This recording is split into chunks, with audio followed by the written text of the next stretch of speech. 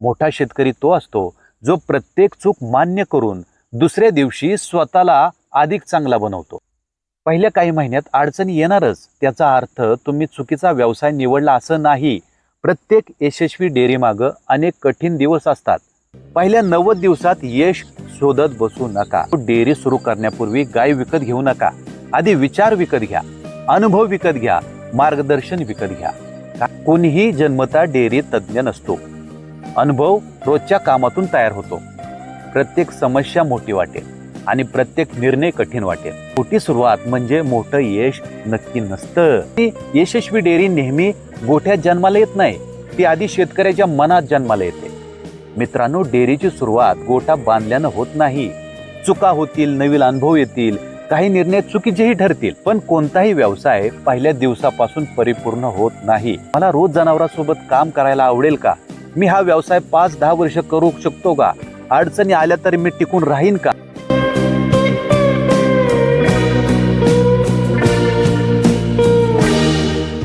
एका तरुणानं डेअरी सुरू करण्यापूर्वी 6 महिने दर रविवारी एक अनुभवी शेतकऱ्याच्या गोठ्यात जाऊन फक्त निरीक्षण केलं.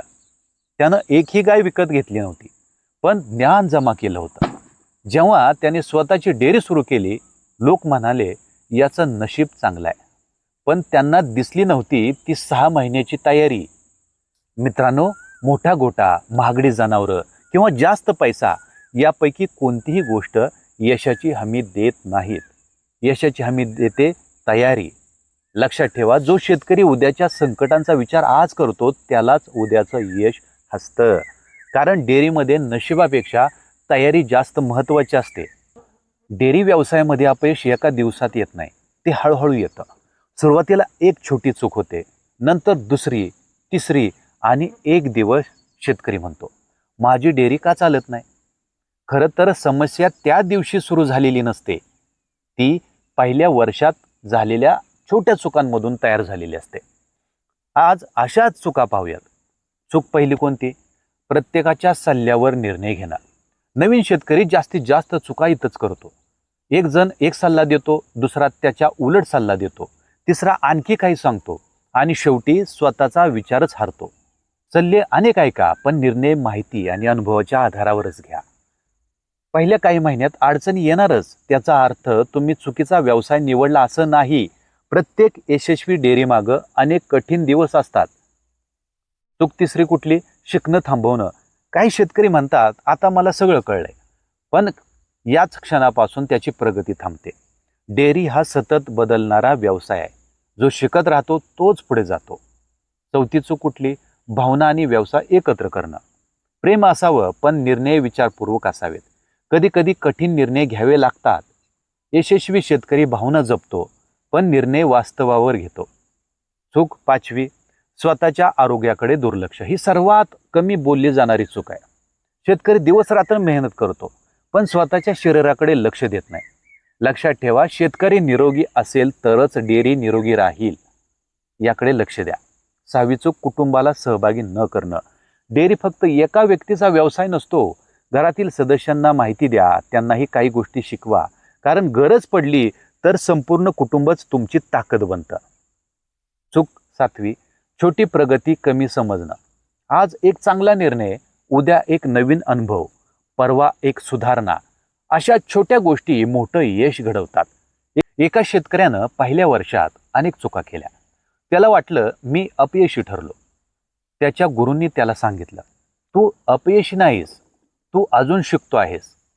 हे वाक्य त्याचं आयुष्य बदलून गेलं. मित्रांनो, डेअरी सुरू करणं हे धाडस आहे, ते टिकवणं ही जिद्द आहे आणि तिला यशस्वी करणं ही रोजच्या शिकण्याची सवय आहे. लक्षात ठेवा, मोठा शेतकरी तो नसतो ज्याच्याकडे जास्त जनावरं असतात. मोठा शेतकरी तो असतो जो प्रत्येक चूक मान्य करून दुसऱ्या दिवशी स्वतःला अधिक चांगला बनवतो. मित्रांनो, आजचा हा व्हिडिओ संपण्याआधी मी तुम्हाला कोणताही नवीन सल्ला देणार नाही, कोणतंही नवीन तंत्रज्ञानही सांगणार नाही, कोणतीही नवीन योजना सांगणार नाही. आज मी फक्त तुम्हाला स्वतःशी एक संवाद साधायला सांगणार आहे.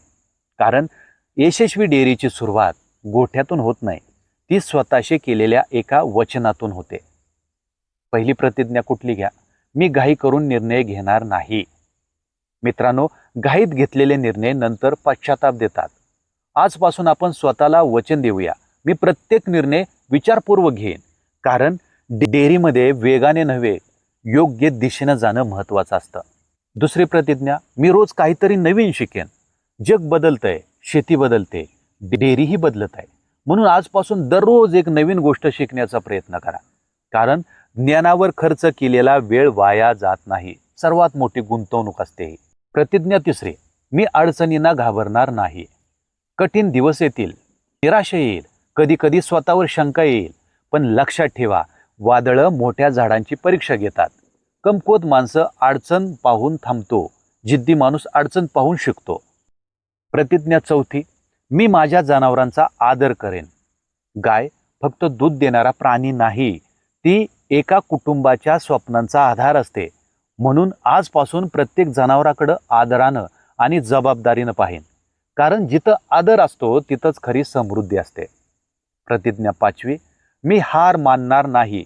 यशस्वी डेअरी शेतकरी आणि अपयशी शेतकरी यांच्यातील सर्वात मोठा फरक कोणता? ज्ञान नाही, पैसा नाही. फरक असतो हार न मानण्याच्या वृत्तीचा. एक पडल्यावर उठतो, दुसरा पडल्यावर थांबतो आणि यश नेहमी उठणाऱ्याच्या बाजूनं उभं असतं. एका वृद्ध शेतकऱ्याला त्याच्या नातवानं विचारलं, आजोबा, तुमच्या यशाचं रहस्य काय? आजोबा हसले आणि म्हणाले, मी आयुष्यात मोठे निर्णय फार कमी घेतले, पण रोज सकाळी एक निर्णय घेतला, आज कालपेक्षा चांगलं काम करायचं. मित्रांनो, यशाचं रहस्य कधीच एका मोठ्या घटनेत नसतं, ते रोजच्या छोट्या सुधारणांमध्ये असतं. मित्रांनो, उद्या सकाळी जेव्हा तुम्ही गोठ्यात जाल तेव्हा फक्त गायी पाहू नका, फक्त गोठा पाहू नका. एकदा स्वतःकडे बघा आणि स्वतःला विचारा, मी फक्त डेअरी सुरू करतोय की मी माझ्या कुटुंबाचं भविष्य घडवतोय? कारण प्रत्येक यशस्वी डेअरीच्या मागं एक जिद्दी शेतकरी असतो, जो थकत असतो पण थांबत नाही, जो चुका करत असतो पण शिकणं थांबवत नाही, जो पडत असतो पण पुन्हा उभा राहतो. आणि अशा शेतकऱ्यांच्या हातून गाव बदलतं, कुटुंब बदलतं आणि भविष्यही घडतं. म्हणून मित्रांनो, मोठी स्वप्न बघा, लहान सुरुवात करा, रोज शिका आणि कधीही हार मानू नका. कारण कदाचित आज तुम्ही सुरू करत असलेली डेअरी उद्या तुमच्या मुलांना अभिमानानं सांगता येईल अशी यशोगाथा बनेल. धन्यवाद. जय गोमाता, जय शेतकरी.